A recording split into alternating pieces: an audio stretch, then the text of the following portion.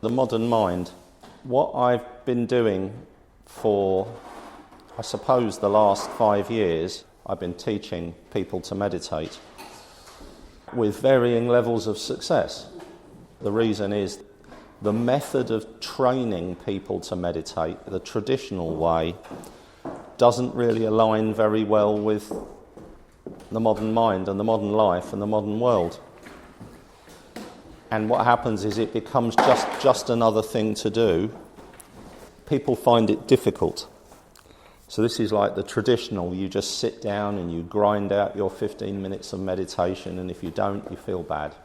It doesn't work for the vast majority of people. So whenever I teach in an organisation, I get a show of hands. And so I was teaching in a law firm last week, show of hands. Who's tried to meditate? Half the people in there have tried to meditate. Who's got a regular meditation practice? And the numbers are always around about 50-60% have tried to meditate, and about 5% have got a regular practice. So over the course of the last few years, I've been investigating various different ways of helping people to learn to adopt a practice. There's two things that matter. One is that they start off with the right practices, and then to start off with a way of learning that works. Yeah. So there's these two things. So there's the training methodology, not just me teaching you, but me teaching you to train yourself into this new habit, because that's basically what it consists of. And habit formation is the most difficult thing in the world. The evidence of that is, for example, people need to make lifestyle changes to stay alive, and they don't do it. Let's say you've got a clinical program of some sort or another.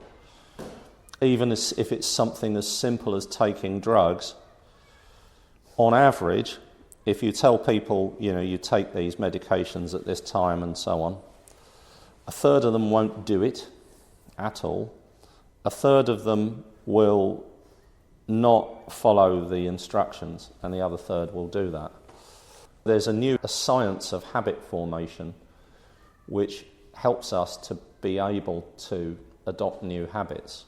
There's a few good books, there's a lot of really useful research, but it's finding it difficult to get in because of all the old junky old dogma that's floating around.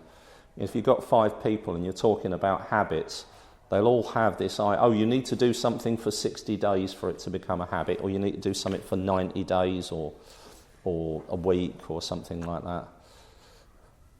The actual numbers are something like 20 or 30 days to 250. That's the spread of, and that's if you do it. If you don't do it, then that's not going to work. So what I do now is I teach practices that are incredibly easily accessible, and the methodology that I apply is one that we know works, a process of incremental change where the things that you do are so ridiculously small that it seems laughable. Let's say you've got a messy bedroom. You let your bedroom get messy.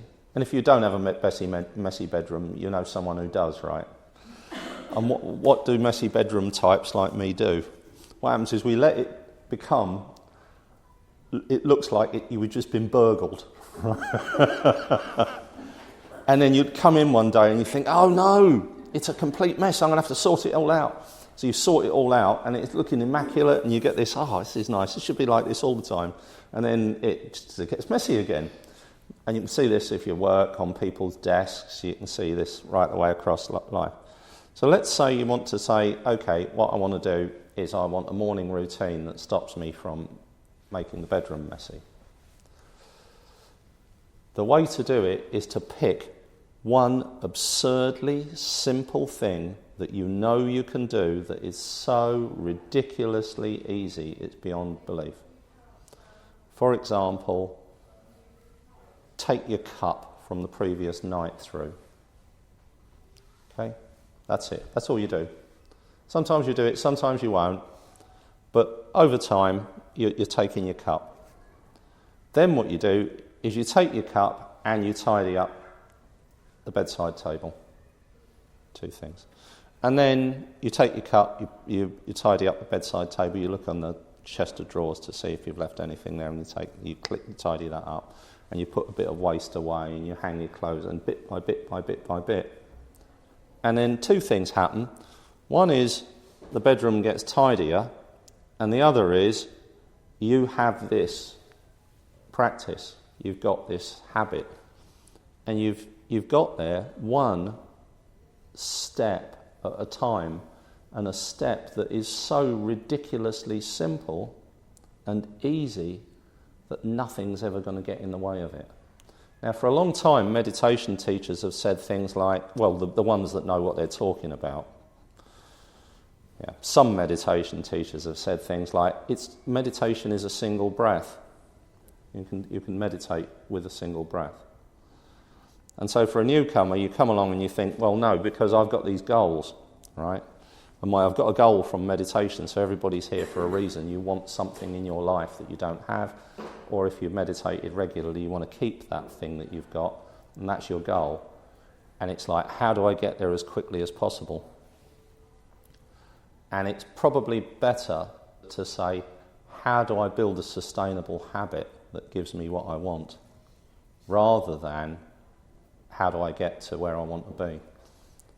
When I very first started learning to meditate in 1988, I wanted my mind to be calm and still like a mountain pool. And I wanted it now.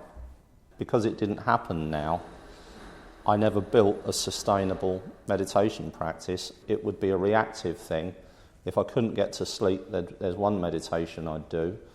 And if it was a nice sunny day and I was on my own and sitting on the grass, there was another meditation I'd do. So that wasn't a regular practice. The thing that gets in the way of the regular practice is the thing that causes us to need to have the regular practice in the first place. And what that is the modern mind. Okay? So what is the modern mind? What is a mind? Thoughts and emotions. That's what the mind is, thoughts and emotions. And an awareness and intuition and choice. That's about it, really. That's the mind. Very, very simple thing. But what is it about the modern mind that makes us want to come and meditate? It isn't the system that's operating. There's nothing broken in the system. Even if you're like deeply depressed or anxious, you're running the right hardware. It's just that the software is broken. And the software is the modern mind. And what the modern mind is, it isn't about how the mind operates, it's what's in it. It's the content of the modern mind. The easiest way to look at the modern mind is it's a collection of lists. Yeah? It's a list of lists. And it's quite a long list of long lists. But I thought I'd write down some of the lists. So there's bad things that have happened, bad things that are happening, bad things that might happen, things to remember, problems to solve, things that are right, things that are wrong, things that are good, things that are bad, things that are fair, things that are unfair, things to do, places to go, people to see, people to avoid, experiences to have, things to learn, things you want to avoid, and so on and so on and so on. Okay? That's the software that's running in all of our heads. And it doesn't matter how useful or not useful it is. What do you notice from it? It's almost infinite, right? It is infinite. Let's say you're a worrier, but everything in your life is absolutely perfect. You've got the perfect family, perfect partner, perfect kids. You live in a perfect street with perfect neighbours. You've got everything's perfect, but you're a worrier. You've got to find plenty to worry about. All you've got to do is turn a TV on, look at the internet, listen to a radio. There's a whole universe of, you can worry about that instead. The nature of the modern mind is it's actually trying to cope with an infinity of tasks, priorities, concepts, beliefs, memes, labels. You've got this big jug of water and a small glass, and you're constantly pouring the big jug into the small glass. Well, what it means is the glass is permanently full. That's the nature of the modern mind. So it doesn't matter what the content is, it's the volume. That's the problem. Now the thing is, how do you switch off the volume? How do you reduce it? This is the process of being able to divert the endless stream of information and the infinite loop of the mind trying to make sense of it. Churn, churn, churn. Do I make sense of this like this? Should I say this? Should I do this? Should I go there? Should I have this? Should I make this experience? I'm comfortable with this, I'm not comfortable with that. Good, bad, fair, unfair, right, wrong, useful, not useful, and so on and so on. It goes on forever. And all that needs to happen is we need to be able to divert that and to find a clear present moment experience. So if this room is the mind, I am the awareness. If I'm here on my own, I'm the awareness of my experience, inner and outer experience. I can look out over the park, there's my outer experience, and I can look into the room, and here's my inner experience. My inner experience is thoughts and emotions. Purpose of meditation is to become comfortable with the mind, comfortable with the thoughts and emotions. Because if you've got a constant stream of people coming into the room, you're either comfortable with that experience or you're not. And the more comfortable you get with it, when you get an obnoxious person come into the room, the easier life gets. And it's the same with the mind, with thought. It's about finding a way to get familiar and comfortable with the mind, and then also in the same way, what we're doing is calming it down, just calming it down. Okie doke.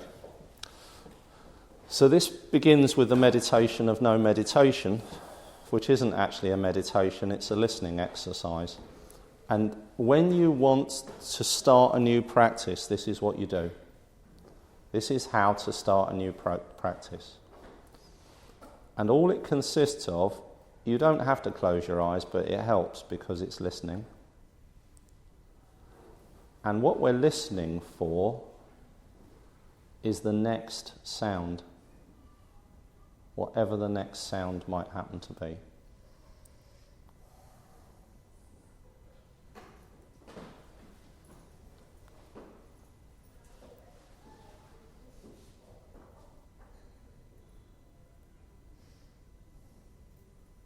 We're not dwelling on a particular sound, so if there's a sound in a particular direction, you'll find the modern mind just focuses on that sound to the exclusion of everything else. The ancient mind, however, is capable of taking information from everything that we hear. And what it wants to do is to be aware of any new sound. And the reason for that is because it's a survival trait. Because let's say we're walking through the jungle and we're just listening to the sound of a particular bird, we don't hear the movement of the creature coming towards us from the other direction. So the ancient mind can allow itself to be bathed in sound.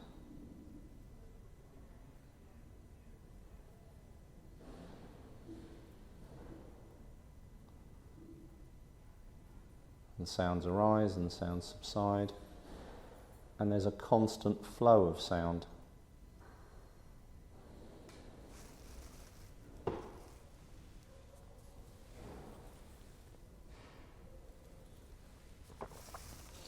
And there's no goal, so you can't get this wrong. You don't get anything out of it. It doesn't change your brain other than making this experience a little bit more accessible as you go around your day.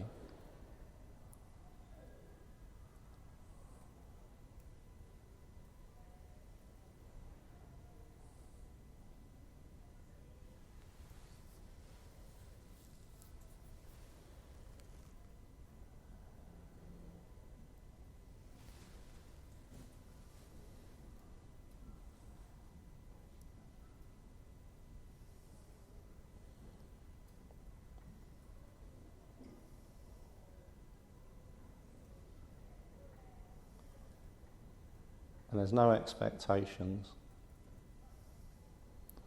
Just listening to the next sound.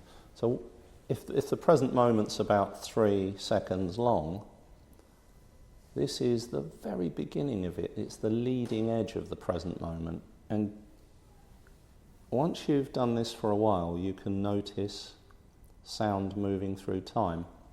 But to make that a bit easier for you, I'll sound this bell, and you can notice the sound of the bell moving through time.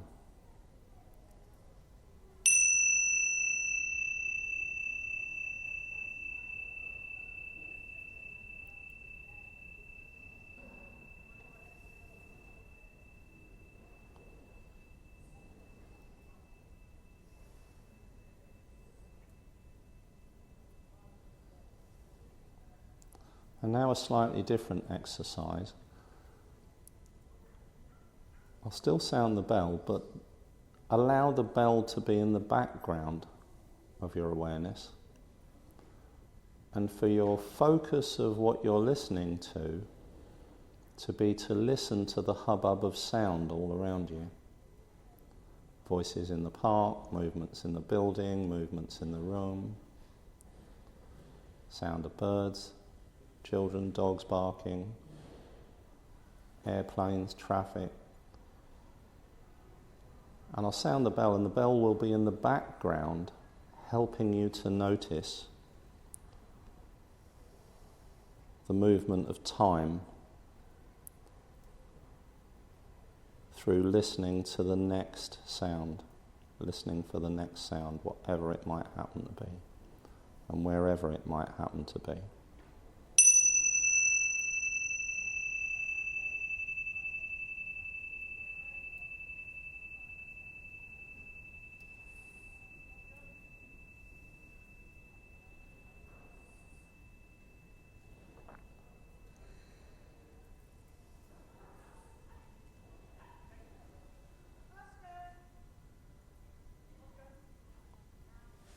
So that's a tiny little slice of awareness moving through time, or time, a tiny little slice of time moving through our awareness. Don't really know which is which.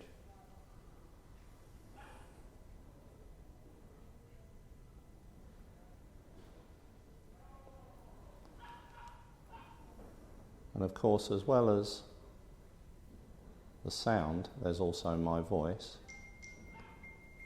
And my voice consists of words.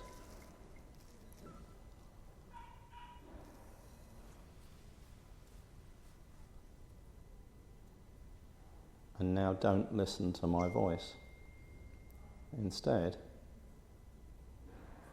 listen to the sounds. Whatever the next sound is, and wherever it's coming from. And notice you're able to process what I'm saying in the background without concentrating on it.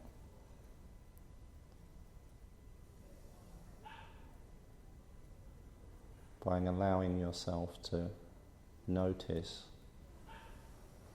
whatever the next sound might be, noticing it flowing through time, the hubbub of sound.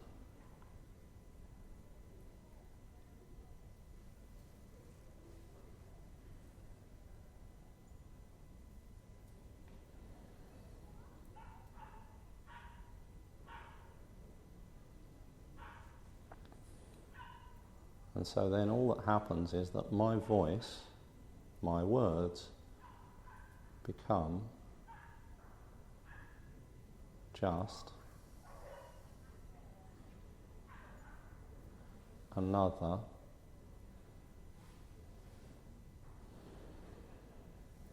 sound.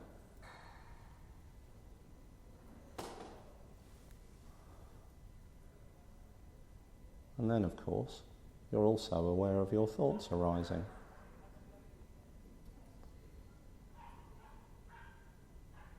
In the same way there's a hubbub of sound,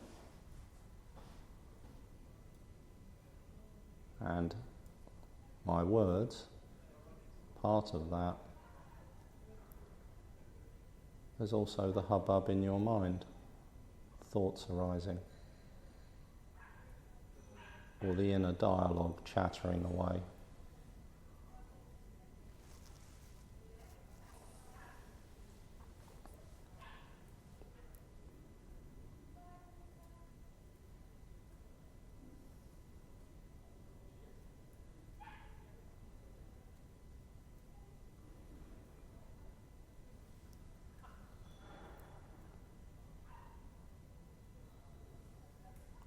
And notice thoughts moving through time.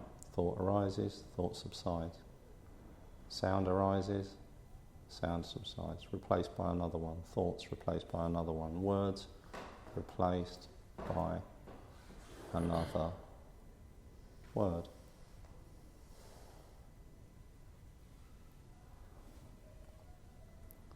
And now noticing the thoughts, what we do is whenever a thought arises, we label it in our mind using a word. So I'm sitting quietly and I'm noticing my thoughts. I'm waiting for the next thought to arise. When a thought arises, I say in my mind, thinking. And then I come back and I wait for the next thought. Waiting for a thought arises, say in my mind, thinking. Wait for the next thought.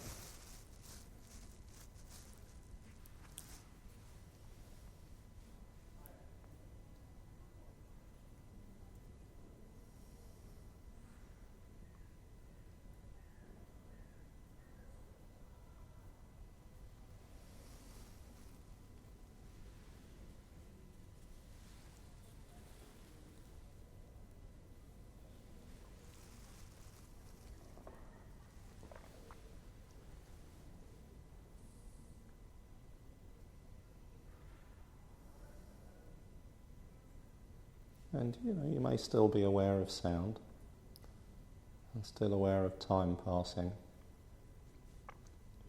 We're just labelling each thought with the word thinking in our head and then waiting for the next thought. So we're listening for the next thought.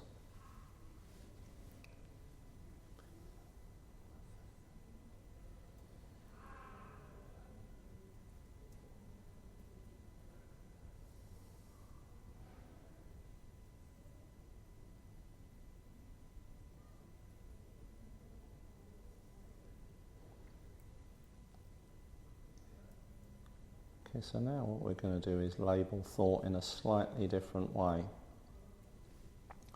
All thoughts fall into one of four categories. It's fleeting, so the thought just pops up, goes away. Repeating, it might be a quick thought, like a memory, a reminder to do something, and it will keep repeating in your head. So, I've got to do the gas bill. And then you go into other thoughts, and it pops up later. I've got to do the gas bill. So that's a repeating thought. Fleeting, repeating. Other thoughts stay in the mind. Conversation you might have had. Should have said this, should have said that, this is right, this is wrong, this is good, this is bad. This should have happened. I wonder what they thought when they said this. I wonder what this person thought when they said that. So on and so on and so on. That's persisting, hanging around. Fleeting, repeating, persisting. And then there are compelling thoughts. Usually something that is unhelpful for our happiness or uncomfortable. And the mind goes there and it just gets stuck in this loop of compelling thought. Fleeting, repeating, persisting, compelling. So what you do now is you're waiting for a thought. When a thought arises, label it. Fleeting, repeating, persisting, or compelling.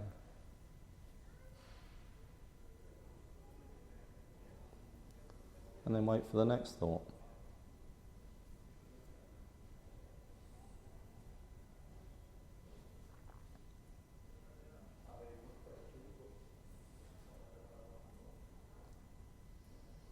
Fleeting, repeating, persisting, compelling.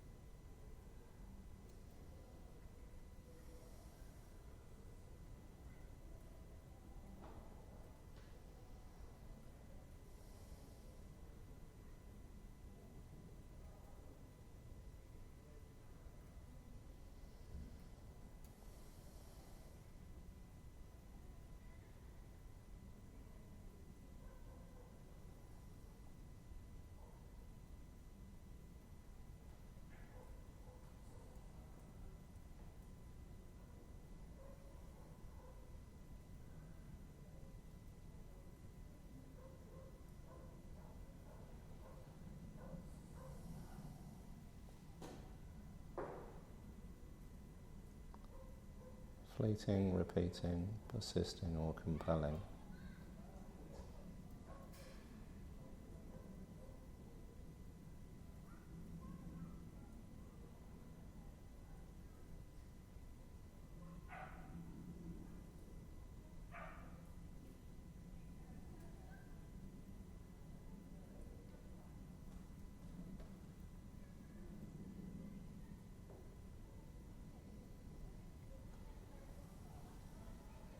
Breathing in, noticing whatever it is you can smell and taste, and the sensation of sitting, and maybe wiggling your fingers and toes, and in your very, very own time,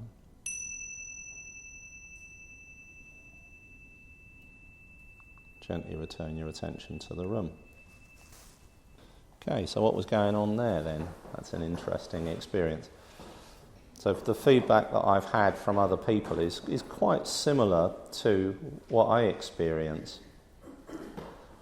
Who felt like they were, the end of it, that they were drifting into a kind of semi-dreamy, sleepy state? Anybody? Yeah, that's quite a consistent thing. Did anybody find it uncomfortable, the last? Don't worry if you did. You can also tell me afterwards if you found it. No. Okay, good. So here we are in the room of the mind, and there are thoughts coming in and out of the room, and they're coming out of a crowd of people that are outside the room, right? The crowd's always there. Every time somebody comes in and opens the door, you get to see out and you get to see the crowd, but you can't hear what they're saying.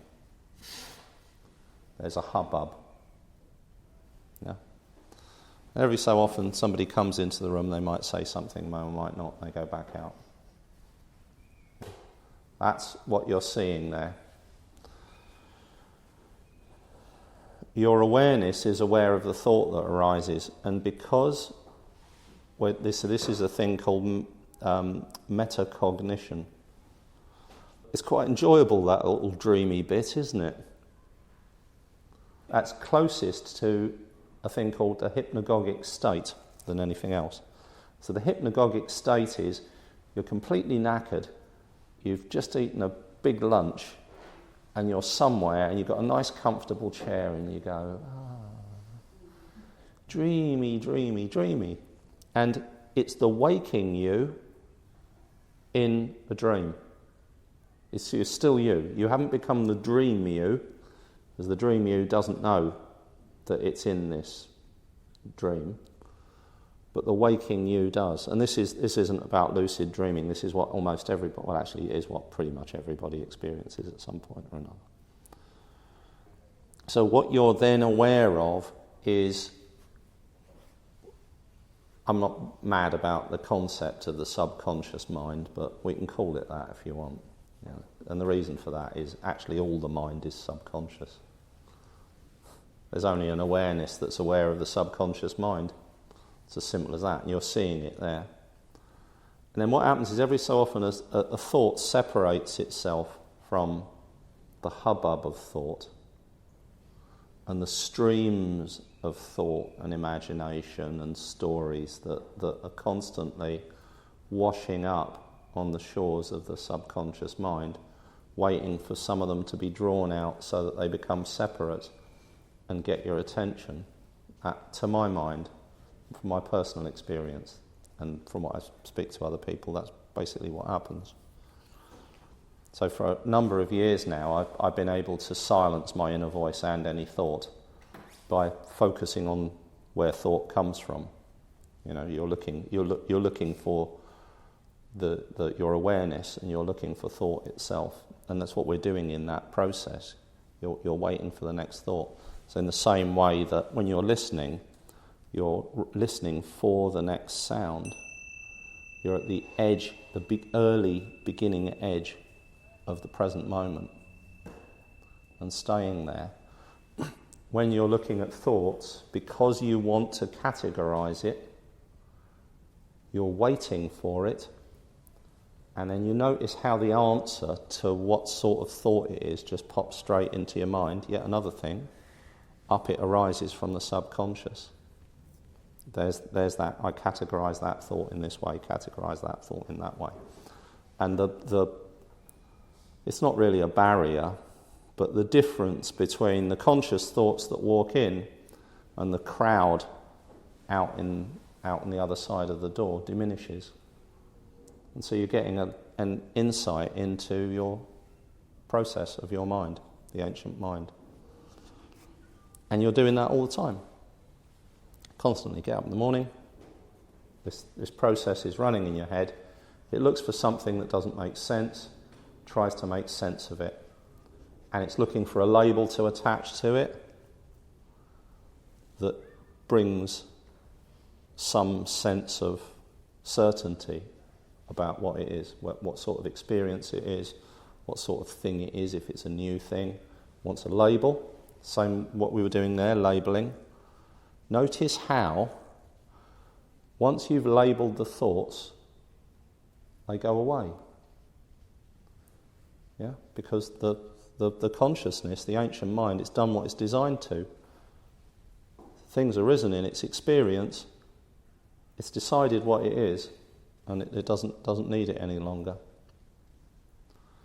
And that's why the labelling the unhelpful thought patterns, which I teach from time to time, works so well. Because it's giving you a resolution to the thought process. And then so that it becomes quieter and the mind becomes calmer. So it's counterintuitive meditation. Notice the more closely we look at thought, the calmer the mind becomes. But the more we avoid it, the more turmoil there is. It doesn't operate externally. That's why a willpower-based, goal-oriented practice to build your meditation practice doesn't help. It just doesn't help. It's far easier to find an intuitive one that enables you to do the practice wherever you are and whatever you're doing. That's why the listening meditation, the meditation of no meditation, works so well. Keep calling it the meditation of no meditation, because there's parts of your brain you want to keep them confused. You don't want them to connect to something and get an expectation that isn't there. Which is why I couldn't learn to meditate when I wanted to calm my mind. You probably could, but it wouldn't be a comfortable experience and it would take ages. to calm your mind just by bludgeoning it with repetitive internal processes like noisy mantras. Not helpful. You actually want to become familiar and comfortable with the mind, and the closer you get to it, the source of thought, notice how comfortable that experience was for almost all of us. And if it wasn't, it's because not there's anything wrong with you. And if you're having a rubbish day, week, year, whatever it happens to be, then your thoughts are uncomfortable and they'll arise in your experience and it won't be too brilliant. So what you do is you wait for a time when you feel better. And to find a time when you feel better, if you find that difficult, get out into nature. Go and sit in the park, sit in a park bench. Read a book, put it down, and allow your thoughts into your mind on a sunny day. And you'll find that your capacity to experience them comfortably grows. And that's it in a nutshell. That's the mindfulness meditation. And then this is slightly deeper. This is closer to the design of meditation, which is to understand clarity. Okay, so what we're going to do now is to go back into the meditations of no meditation. Let them find their way into your day and choose a ridiculously short and easy schedule to bring them into your day. Fix that schedule to something that happens. For instance, let's say you're in the bathroom or you're just about to walk out the door and you want to put something in place, a physical object that's not normally there. Could be a pebble, could be a post-it note. Stick it on the door, stick it on your bathroom mirror, your bedside lamp, the steering wheel of your car. Then you do the meditation of no meditation for sound, or you're listening for the next sound, whatever that might happen to be.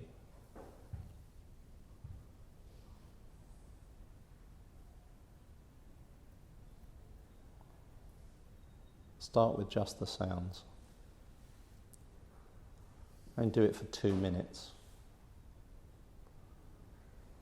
And if you forget, or you're on autopilot, and you don't notice your pebble or your post-it note or your sticker or your little sign saying wake up, you can move them all, and then that will break into your autopilot.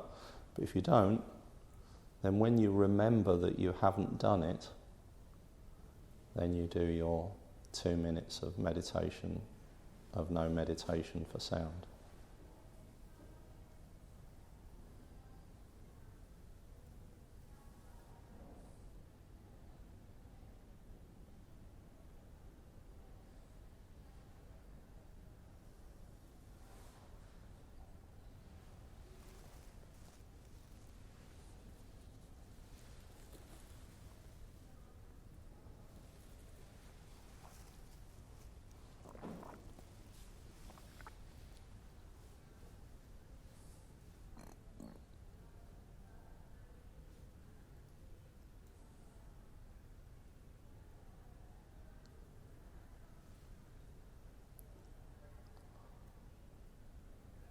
So all we're noticing is the hubbub.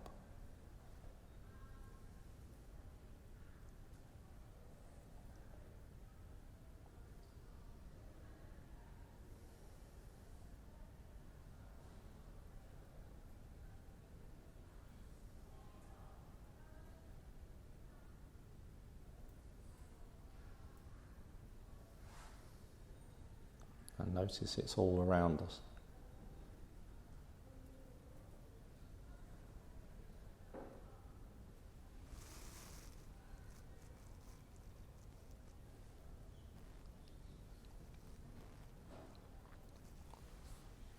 And if you're doing this at home,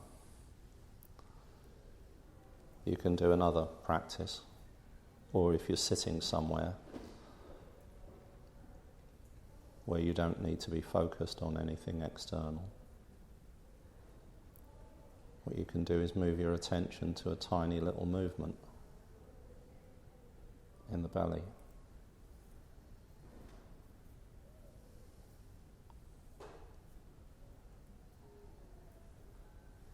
And you're noticing the belly rising and falling. Just at the point where the belly meets the chest.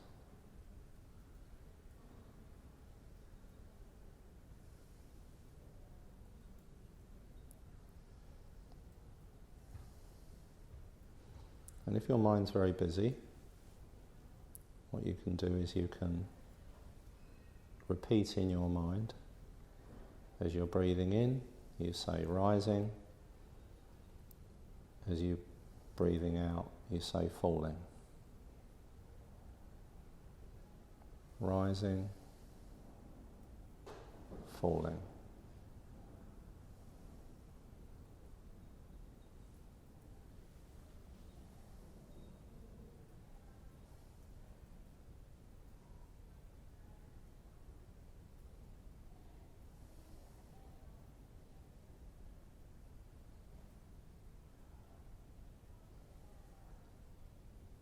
Just noticing the movement. So there's no goals, no expectations. Doesn't matter if the mind's busy, the mind wanders, you get distracted, none of that matters. Just noticing that movement. Belly rising,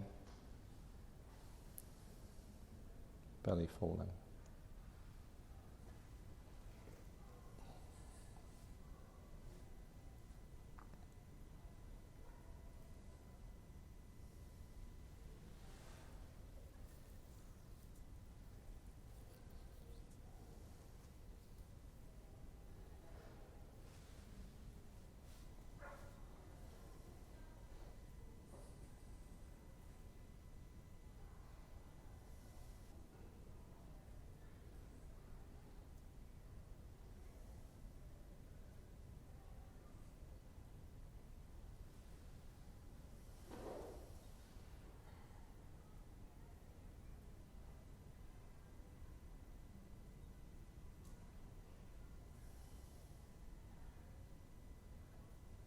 And you're noticing the movement of time, the flow of time.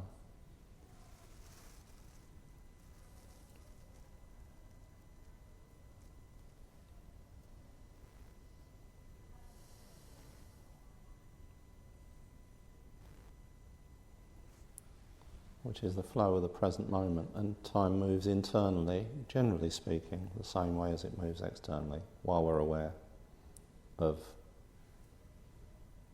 something happening, aware of our body, something like that.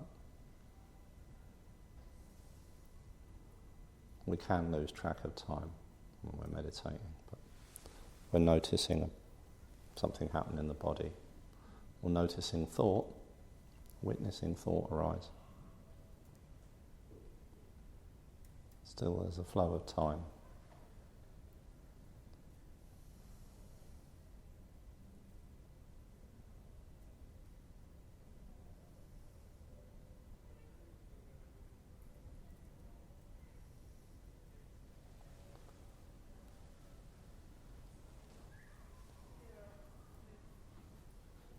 Okay, so whenever you're ready in your very own time,